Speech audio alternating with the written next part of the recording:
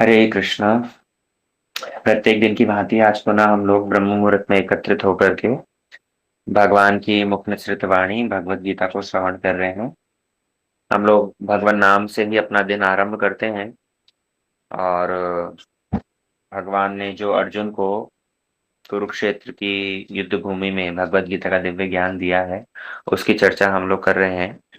हम लोग अब तक 2 अध्यायों को श्रवण कर चुके हैं, जहां पर पहले अध्याय के अंदर अर्जुन ने भगवान से युद्ध नहीं करने के लिए 4 कारण वर्णन किए थे। अर्जुन के हृदय में करुणा आई थी, जिसके फलस्वरूप वो युद्ध नहीं करना चाह रहे थे। उनको जो राज्य प्राप्त होगा, रक्त से सना हुआ राज्य, उस राज्य को प्राप्त करके वो आनंद अनुभव नहीं कर पाएंगे, इसलिए वो युद्ध नहीं करना चाह रहे थे। तीसरी बात, उनको अपने ही पूर्वजों को, अपने ही रिश्तेदारों को मारने से पाप लगेगा, तो इस कारण से वो युद्ध नहीं करना चाह रहे थे। और चौथा कारण जो उन्होंने कहा था कि कुल दूषित हो जाएगा, वर्ण संकर इत्यादि की सृष्टि होगी, तो इन 4 कारणों के फलस्वरूप अर्जुन ने युद्ध करने से मना कर दिया था। पहले अध्याय के अंदर ये चर्चा हम कर चुके थे। द्वितीय अध्याय में भगवान ने बोलना आरंभ किया है, जब अर्जुन ने शरणागति ग्रहण करी, और उसके माध्यम से भगवान एक एक करके अर्जुन के इन चारों आर्ग्यूमेंट्स का खंडन करते हैं।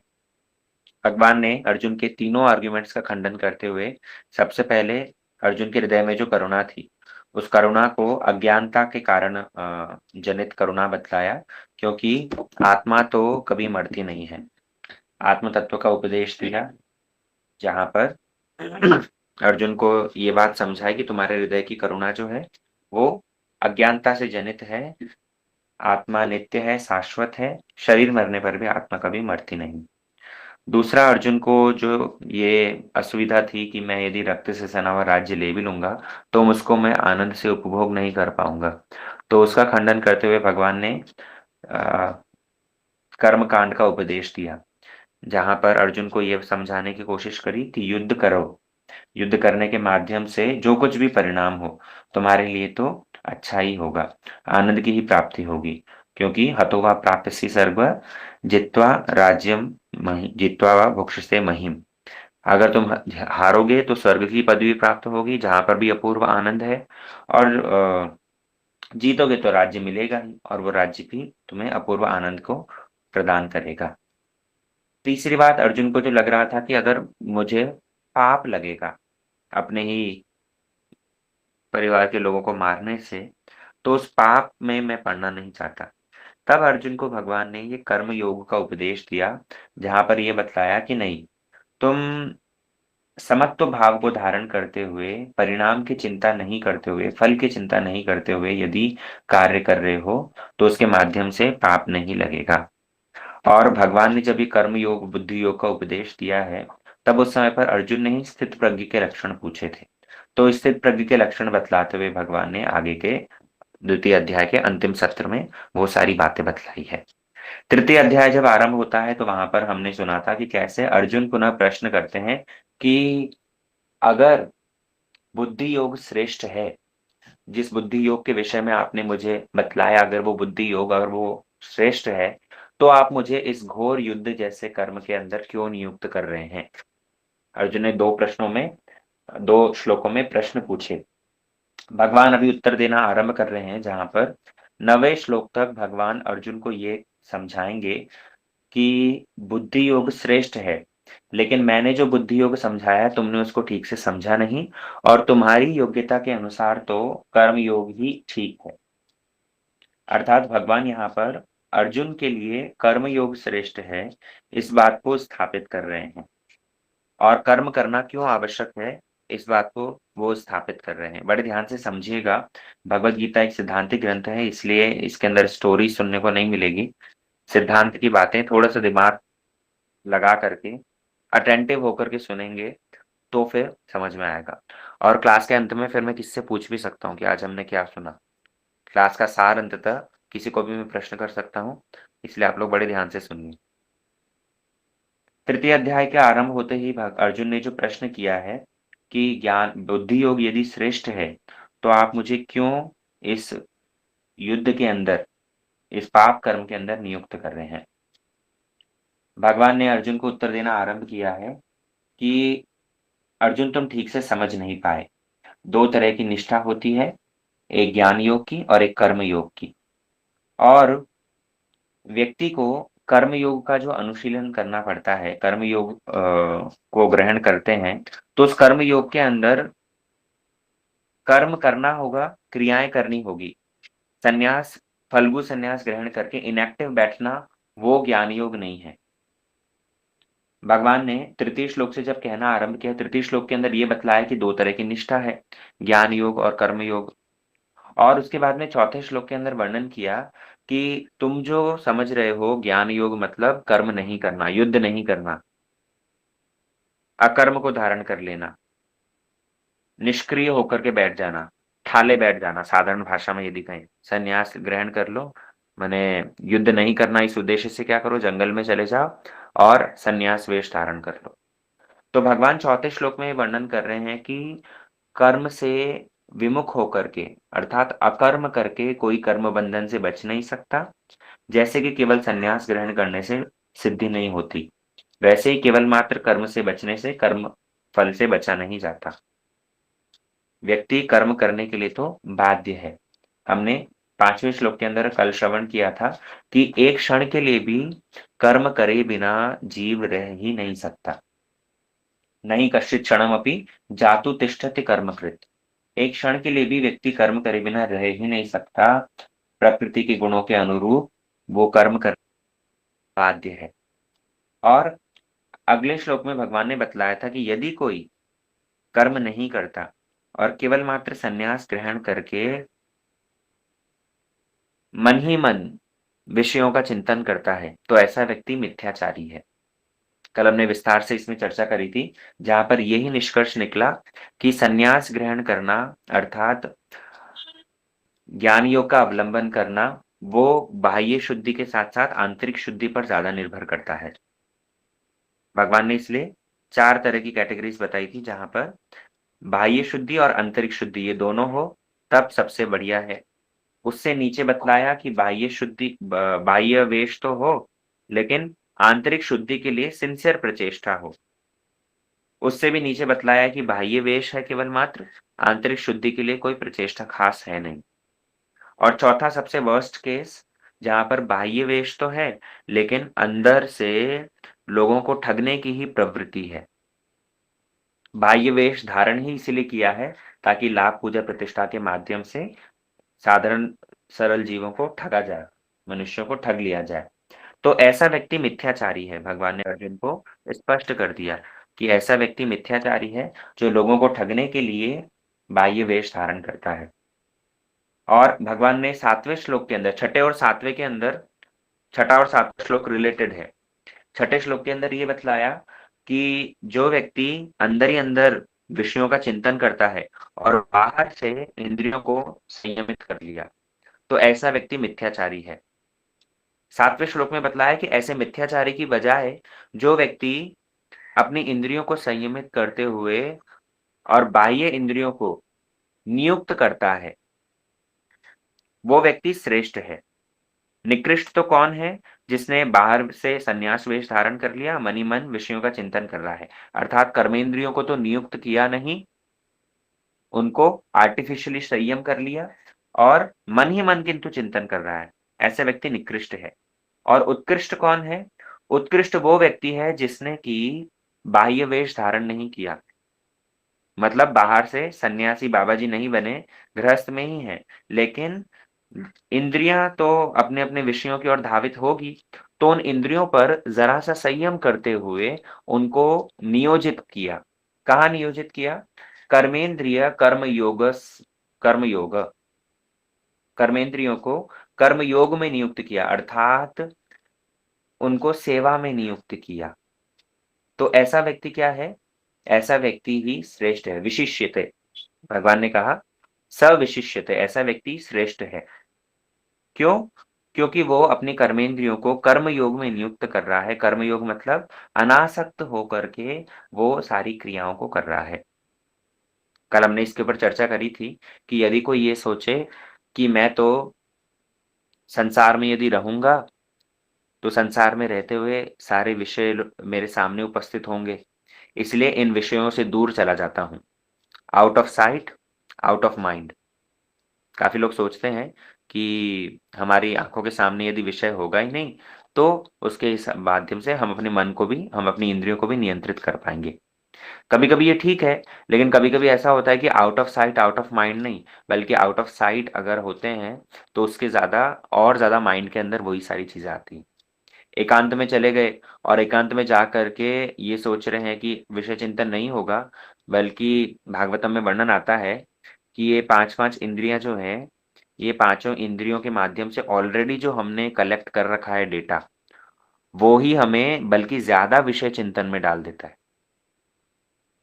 इसीलिए भगवान कहते हैं कर्म योग कर्म योग असक्त, कि अनासक्त होकर के कर्मेंद्रियों को क्रियान्वित करो, कर्मयोग में लगाओ। अभी अनासक्त कैसे होंगे प्रश्न हो सकता है। अनासक्त कैसे हुआ जाए? अनासक्त हुआ जाएगा ज्ञान के माध्यम से। ज्ञान मतलब जो सिद्धांतिक अंडरस्टैंडिंग हम रखते हैं, सिद्धांत दृष्टिकोण से जो कुछ समझ रहे हैं, हम जो जैसे भगवत गीता सुन रहे हैं या हरि कथा सुनते हैं, तो उसके माध्यम से ही हमारे हृदय में डिटैचमेंट आएगा, वरना और कोई उपाय है नहीं। आपने इसलिए हमारे मठ मंदिर में यदि देखा हो, हमने पहले भी इस विषय में चर्चा कर ली है कि फिलॉसफी विदाउट रिलीजन, ये फिलॉसफी और रिलीजन ये दोनों के दोनों आध्यात्म का एक मूल अंग है ना? फिलॉसफी मतलब मठ मंदिरों में आपने यदि देखा हो तो रिलीजन अर्थात धार्मिक क्रियाएं भी होती है, भगवान की आरती होती है, भगवान की अर्चन पूजा होती है, भगवान का नाम जाप होता है। तो ये सारा क्या है? ये रिलीजन वाला पार्ट है। लेकिन जब फिलॉसफी की बात करें तो फिलॉसफी को समझाने के लिए हरि कथा होती है। मठ मंदिर में सवेरे शाम दोनों समय हरि कथा होती है। तो हरि कथा के माध्यम से हम सिद्धांत को समझते हैं। तो और फिलॉसफी और रिलीजन, इन दोनों को मिला करके ही आध्यात्म पूरा होता है ना? कोई भी अगर इन दोनों में से कोई एक भी यदि नहीं हो, तो उसके माध्यम से बात बनेगी नहीं। इसीलिए यहाँ पर भगवान कह रहे हैं कि कर्मेंद्रिय कर्म योगस्थ, इसको अनासक्त होकर के कर्मेंद्रियों को नियुक्त करना होगा। और अनासक्त कैसे होंगे? अनासक्त होंगे सिद्धांतिक दृष्टिकोण को समझ करके। वो सिद्धांतिक दृष्टिकोण कैसे समझेंगे? हरि कथा को बड़े ध्यान से सुन करके। काफ़ी लोग हरि कथा को केवल मात्र शौक की तरह सुनते हैं। ठीक है, जॉइन करना है क्लास, कर लिया। लेकिन वास्तव में हरि कथा को बड़े ध्यान से मनोनियोग पूर्वक सुनना चाहिए और सुन करके उसके अंदर जो सिद्धांतिक बातें कही है उसको समझना चाहिए। जब हम कर्मेंद्रियों को नियुक्त करेंगे, संयमित नियोजन करेंगे, तो उसके माध्यम से ही क्या होगा? धीरे-धीरे, धीरे-धीरे शुद्धि होगी। भगवान ने इसलिए कहा कि जो साधु वेश धारण करके और केवल मात्र इंद्रियों को बाहर से तो संयमित कर लिया और मन ही मन किंतु विषय चिंतन कर रहा है, ऐसा व्यक्ति ठीक नहीं है। बाह्य वेश केवल मात्र आंतरिक भजन के सपोर्ट के लिए है। अब अगले श्लोक के अंदर भगवान वर्णन कर रहे हैं 8वें श्लोक में, नियतं कुरु कर्म त्वं कर्म ज्यायो ह्य कर्मणः शरीरयात्रापि च ते न प्रसिद्ध्येत कर्मणा। इसके अंदर भगवान ने और एक रीजन दिया कि क्यों कर्म करना आवश्यक है। यहाँ एक बात आप बहुत अच्छे से समझ लीजिएगा, हमने कल भी बतलाया था कि यहाँ पर जो तुलना हो रही है, कंपैरिजन हो रहा है, वो कर्म योग और ज्ञान योग में हो रहा है। और भगवान अर्जुन को क्योंकि स्टेप बाय स्टेप आगे पहुंचाएंगे, इसलिए अभी अर्जुन के अधिकार को देख करके भगवान ये वर्णन कर रहे हैं कि अर्जुन, तुम कर्म योग करो। अर्थात जो व्यक्ति ज्ञान योग के लिए उपयुक्त नहीं है, उसको कर्म योग करना चाहिए। हमने पहले जब चैप्टर का ओवरव्यू दिया था, थर्ड चैप्टर जब स्टार्ट हुआ था, तो उस समय पर बतला दिया था कि कैसे इस चैप्टर के अंदर भगवान अर्जुन को स्टेप बाय स्टेप बतलाएंगे, ऊपर नीचे दोनों पॉसिबिलिटीज बतलाते हुए। एक सीढ़ी ऊपर के बारे में बतलाएंगे। अर्जुन कहे कि अगर मैं एक सीढ़ी ऊपर चढ़ने के लिए योग्य नहीं हूं, तो भगवान पुनः कह देंगे ठीक है, एक सीढ़ी नीचे आ जाओ। अर्थात तीन तीन सीढ़ियां हैं। एक है कर्मकांड, उसके ऊपर वाली सीढ़ी कर्म योग और उसके ऊपर वाली सीढ़ी ज्ञान योग। भगवान अभी अर्जुन को ये कह रहे हैं कि अर्जुन, तुम ज्ञान योग के लिए क्वालिफाइड नहीं हो, इसलिए कर्म योग करो, अर्थात कर्म करो। और अर्जुन यदि ये कहे कि मैं कर्मयोग के लिए भी क्वालिफाइड नहीं हूं, तो भगवान फिर वापस आगे के श्लोकों में कहेंगे 10वें श्लोक से कि चलो तुम कर्मयोग के लिए क्वालिफाइड नहीं हो तो और नीचे एक सीढ़ी नीचे आ जाओ, कर्म कांड करो। इसीलिए अब इस श्लोक के अंदर भगवान ने बतलाया, नियतम कुरु कर्मत्वम कर्म ज्यायो हे कर्मण। कर्म करना, अपना नियत कर्म करना, अपने नियम मतलब जो नियमित कर्म है, जो शरीर निर्वाह के लिए जो सारी क्रियाएं हैं, वो क्रियाएं करना, वो कर्म करना, वो बहुत आवश्यक है। बल्कि वो कर्म करना क्या है, वो श्रेष्ठ है। अपना नियत कर्म करो, क्योंकि कर्म न करने की अपेक्षा कर्म करना श्रेष्ठ है। भगवान कह रहे हैं बिल्कुल ठाले बैठ जाना, अकर्म निष्क्रियता को धारण करने की बजाय कर्म करना श्रेष्ठ है। क्यों? शरीर यात्रा पिच तेन, ये शरीर की जो यात्रा है, शरीर की यात्रा मतलब क्या? शरीर तो केवल मात्र एक माध्यम है, शरीर के माध्यम से आत्मा यात्रा कर रही है।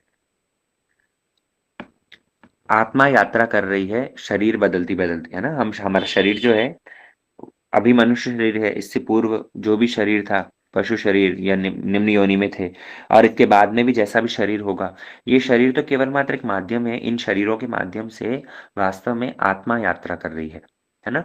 तो ये आत्मा की यात्रा के लिए भी कर्म करना जरूरी है। कर्म करे बिना हम रह ही नहीं सकते। पहले के श्लोक में ये बात बतला दी है, तो उसी बात को भगवान यहाँ पर और स्पष्ट कर रहे हैं कि कैसे। भगवान यहाँ पर मुख्य रूप में 3 रीजन दिए। पहले के श्लोकों से अब तक ये निष्कर्ष निकला है कि 3 कारणों से अर्जुन कर्म करना तुमको जरूरी है।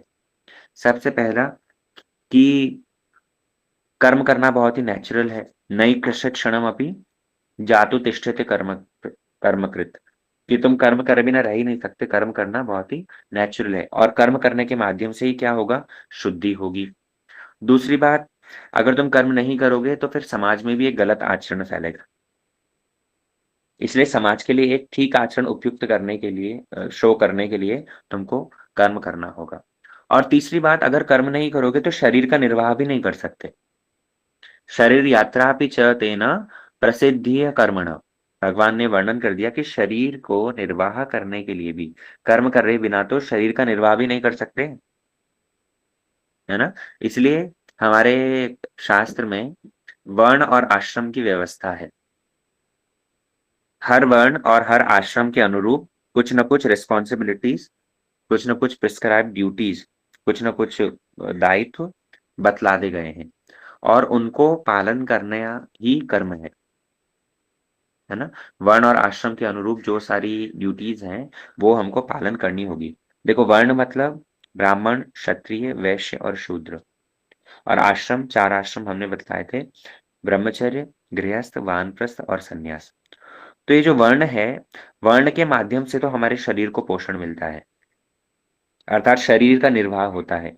ब्राह्मण व्यक्ति, उसकी जो सारी क्रियाएं शास्त्र में वर्णन है, क्षत्रिय व्यक्ति, वैश्य या शूद्र, इन चारों वर्णों की जो सारी क्रियाएं शास्त्र में वर्णित है, उसके माध्यम से शरीर का निर्वाह होता है। जैसे अर्जुन का केस विचार करें, तो अर्जुन यहाँ पर क्षत्रिय है, और क्षत्रिय के लिए राज्य शासन करना ये उसका धर्म है, ये उसका कर्म है। तो क्षत्रिय जब तक राज्य शासन नहीं करेगा तब तक अपना जीवन निर्वाह कैसे करेगा? क्षत्रिय पहले के समय पर भीख थोड़ी मांगते थे। क्षत्रिय राज्य करते थे। राज्य करने के माध्यम से जो कुछ राजा का दायित्व होता था वो निर्वाह करते थे, प्रजा से कर लेते थे, प्रजा की सेवा के लिए जो कुछ भी आवश्यकता होती थी उनको जस्टिस प्रोवाइड करते थे, जब भी कोई असुविधा होती थी उनकी मदद करते थे। तो ये सारा क्षत्रिय का कार्य है। और क्षत्रिय धर्म के अनुरूप अगर क्षत्रिय धर्म अपने धर्म का पालन ना करे, अपने कर्म का पालन ना करे, अपने वर्ण के हिसाब से क्रियाएं ना करे, तो वो अपने शरीर को निर्वाह नहीं कर पाएगा।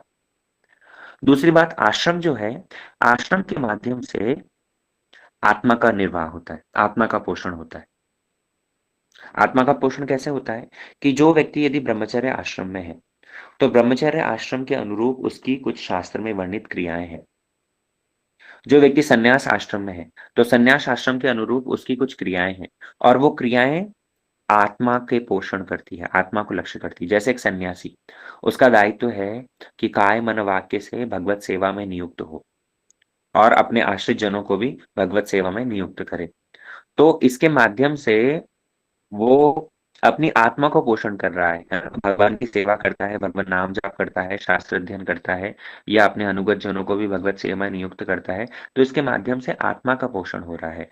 तो वर्ण का आचरण करने से वर्ण की जो सारी रिस्पॉन्सिबिलिटीज हैं, वर्ण के अनुरूप अपने दायित्व को निभाने से शरीर का निर्वाह और आश्रम के माध्यम से आत्मा का निर्वाह, ये दोनों ही ज़रूरी है। और हर एक वर्ण में अपना-अपना स्वधर्म वर्णित है। चाहे वो ब्राह्मण हो, चाहे क्षत्रिय हो, चाहे वैश्य हो, चाहे शूद्र हो। चारों वर्णों के अनुरूप अपने-अपने स्वधर्म की ब बातें कह दी गई है। और शरीर निर्वाह के लिए, शुद्धि के लिए, एक आदर्श उदाहरण प्रस्तुत करने के लिए, हे अर्जुन, तुमको अपने वर्ण के अनुरूप, क्षत्रिय वर्ण के अनुरूप अपनी रिस्पॉन्सिबिलिटीज़ निभानी ही होगी। केवल मात्र अर्जुन को ही नहीं, हम सबको भी अपने वर्ण के अनुरूप अपने शरीर निर्वाह के लिए, अपनी शुद्धि के लिए और एक आदर्श उदाहरण प्रस्तुत करने के लिए अपनी प्रिस्क्राइब्ड ड्यूटीज़, अपना जो कर्तव्य है, अपना जो कर्म है, उसको करना पड़ेगा। इसलिए भगवान ने यहाँ पर जो शब्द व्यवहार किया है, शरीर यात्रापि च तेन, शरीर की यात्रा, शरीर का निर्वाह करने के लिए कर्म करना आवश्यक है। कर्म करे बिना कोई व्यक्ति अ, कोई कोई भी अपने शरीर का निर्वाह भी नहीं कर सकता है। अर्जुन यदि भगवान से पूछें कि चलो आप कह रहे हो कर्म करो, कर्म करे बिना कोई रह नहीं सकता, कर्म करना नेचुरल है, कर्म नहीं करके केवल मात्र बाह्य रूप से संन्यास ग्रहण कर लिया तो मिथ्याचारी हो जाएँगे। सारी बात मैंने समझ ली। लेकिन मेरा प्रश्न तो बंधन को लेकर है ना। आपको यदि स्मरण हो द्वितीय श्लोक के अंदर अर्जुन ने यही प्रश्न किया था कि आपकी बातों से मुझे समझ नहीं आ रहा कि क्या श्रेयस्कर है। अरे युद्ध करूंगा तो युद्ध के माध्यम से अपने ही स्वजनों को मारना पड़ेगा और उसके माध्यम से कर्म बंधन लगेगा। तो मैं तो चाह रहा हूँ कर्म बंधन से बचना और कर्म बंधन से बचने के लिए मैं कर्म नहीं कर रहा। अगर मैं कर्म करता हूँ, युद्ध करता हूँ, तो मुझे बंधन प्राप्त होगा। और अगर मैं युद्ध नहीं करता हूँ, अकर्म करता हूँ, तो मैं मुक्त हो जाऊँगा। तो मैं तो इसलिए कर्म नहीं करना चाह रहा। भगवान इसलिए अगले श्लोक में 9वें श्लोक में वर्णन कर रहे हैं कि नहीं अर्जुन, तुम कर्म करते हुए भी कर्म बंधन से मुक्त हो सकते हो।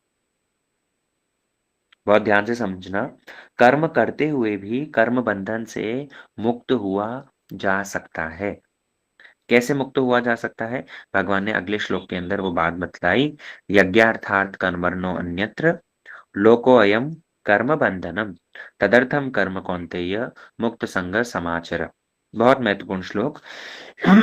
ये श्लोक आप लोगों ने याद करना है। इस श्लोक के अंदर भगवान वर्णन कर रहे हैं कि तुम कर्म करते हुए भी बंधन से मुक्त हो सकते हो। कैसे हो सकते हो? भगवान कह रहे हैं कि यज्ञार्थात् कर्मणो अन्यत्र। तुम जो कर्म कर रहे हो अर्जुन, वो यज्ञ के लिए करो। यज्ञार्थात्, यज्ञ मतलब, अब यज्ञ साधारण रूप में यज्ञ का अर्थ जो हम सुनते हैं, हवन, आग जलाना, यज्ञ के उसके अंदर आहुति देना, स्वाहा स्वाहा करते हुए आहुति दे करके यज्ञ कर देना, हवन, वो एक यज्ञ है। लेकिन यहाँ पर भगवान यज्ञ उस यज्ञ की बात नहीं कर रहे हैं। यहाँ पर यज्ञ का अर्थ है, यज्ञ मतलब सिद्धांत, यज्ञ मतलब फायर सैक्रिफाइस नहीं। यज्ञ यहाँ पर एक फिलॉसफी को लेकर के कहा है। यज्ञ मतलब यज्ञ पुरुष विष्णु, यज्ञ पुरुष भगवान, उन भगवान के लिए अर्जुन तुमको कर्म करना होगा। अर्थात विष्णु के लिए, कृष्ण के लिए, यज्ञ पुरुष भगवान के लिए यदि कर्म किया जाए तो उससे बंधन नहीं होता। यज्ञार्थात कर्मणो अन्यत्र लोको अयम कर्म बंधनम। यदि कोई भगवान के लिए, यज्ञ पुरुष के लिए, विष्णु के लिए, कृष्ण के लिए यदि यज्ञ करता है तो उसके माध्यम से बंधन नहीं होगा। लेकिन अन्यत्र अगर यज्ञ के लिए, भगवान के लिए नहीं किया जाए, तब फिर क्या होगा? लोको अयम कर्म बंधनम, तब तो फिर भैया कर्म के बंधन में फंसना पड़ेगा। तो सारी क्रियाएँ किस लिए होनी चाहिए? सारी क्रियाएँ कृष्ण के लिए, भगवान के लिए, विष्णु के लिए, यज्ञ पुरुष के लिए होनी चाहिए। इस बात को भगवान इस श्लोक में विस्तार से वर्णन कर रहे हैं। पहले भी हालाँकि टीका के माध्यम से इस बात को स्पष्ट कर दिया गया है। आपको यदि याद हो हमने जब सुना था 5वां श्लोक, नई कश्चित् क्षणमपि जातु तिष्ठति कर्मकृत्, कि व्यक्ति कर्म करे बिना रह ही नहीं सकता। तो टीका के अंदर पहले ही टीकाकार ने बतला दिया है कि जब कर्म करे बिना रहा ही नहीं जा सकता, तो बेहतर है कि भगवान के लिए किए जाएँ कर्म। कर्म करे बिना रह नहीं सकते तो भगवान के लिए कर्म करो, क्योंकि भगवान के लिए कर्म करोगे तो उसके माध्यम से कोई असुविधा नहीं होगी, और अपने लिए कर्म करोगे तो उसके माध्यम से असुविधा ही असुविधा होगी, है ना?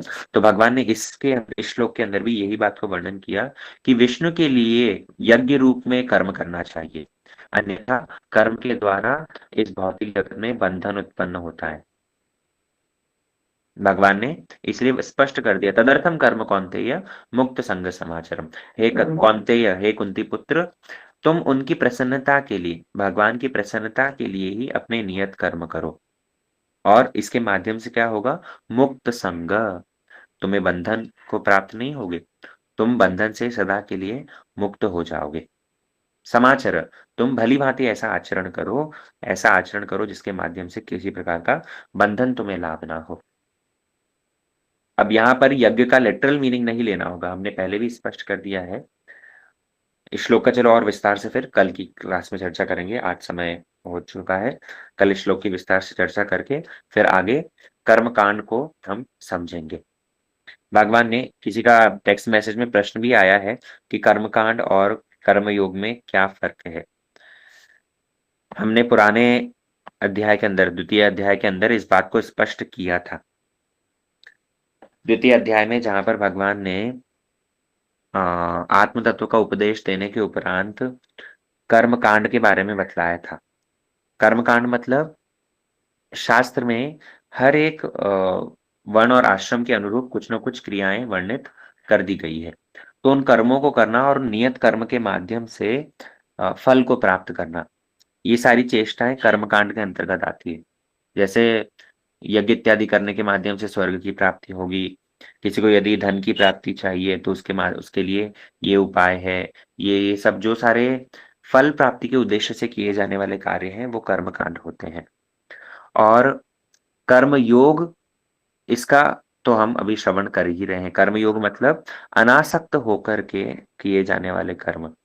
कर्मकांड के अंदर जो भी क्रियाएँ की जाती है, वो फल प्राप्ति के लिए की जाती है। इस छोटे से इस माध्यम से समझ लो। कर्मकांड मतलब फल प्राप्ति के लिए प्रचेष्टा करना।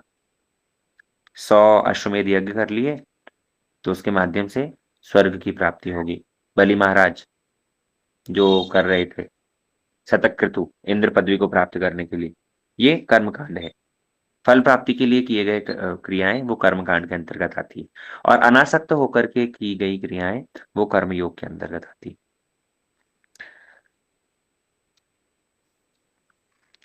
एक प्रश्न आया है, आश्रम के दोबारा आत्मा का पोषण कैसे होता है? आश्रम के माध्यम से की गई क्रियाएँ आत्मा को पोषण प्रदान करती है, क्योंकि ब्रह्मचर्य, गृहस्थ, वानप्रस्थ, संन्यास, ये 4 आश्रम हैं, और इन 4 आश्रमों में जो कुछ क्रियाएँ व्यक्ति करता है शास्त्र सम्मत, अपने मन से नहीं। जैसे ब्रह्मचर्य के लिए ब्रह्मचर्य आश्रम में वर्णन किया है, एक ब्रह्मचारी को सदाचार संपन्न होना चाहिए, शास्त्र अध्ययन करना चाहिए, ब्रह्म मुहूर्त में जग करके नित्य प्रति अग्निहोत्र यज्ञ इत्यादि करना चाहिए। तो उन सब के माध्यम से ये सारी क्रियाएँ क्या है? ये आध्यात्मिक क्रियाएँ हैं, और ये आध्यात्मिक क्रियाओं के माध्यम से आत्मा को पोषण मिलता है। जैसे गृहस्थ के लिए बतलाया, महाप्रभु जैसे कहते हैं ना गृहस्थों को, वै इंद्रिय वैष्णव सेवन, नाम संकीर्तन, दुई कर ले श्री पावे श्री कृष्ण चरण। तो ये एक गृहस्थ आश्रम के लिए, आइडियल गृहस्थ आश्रम के लिए महाप्रभु ने शिक्षा दी कि वैष्णव की सेवा करो, भगवान नाम संकीर्तन करो। तो इसके माध्यम से क्या होगा? ये दोनों के दोनों भी आत्मा के पोषण को लक्ष्य कर रहे हैं। ऐसे ही संन्यास, वानप्रस्थ, इन सब की शास्त्रों में जो कुछ रिस्पॉन्सिबिलिटीज बतलाई है, तो उसके माध्यम से आत्मा का पोषण होता है, और वर्ण के माध्यम से शरीर का निर्वाह होता है।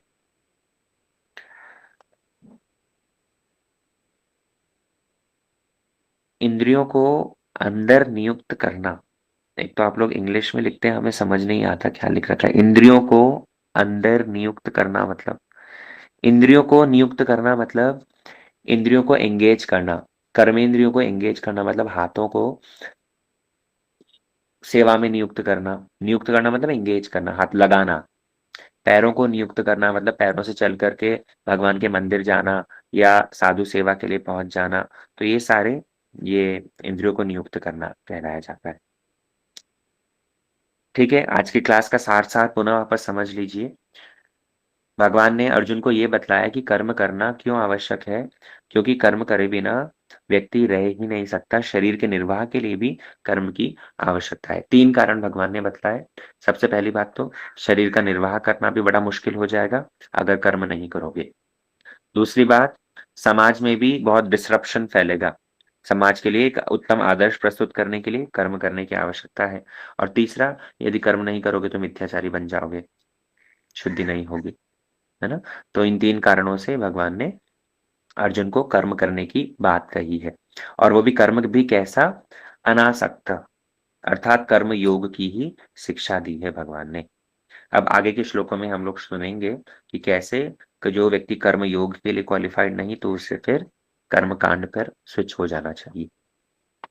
वाञ्छाकल्पतरुभ्यश्च कृपा सिन्धुभ्यश्च पतितनां पावनेभ्यो वैष्णवेभ्यो नमो नमः।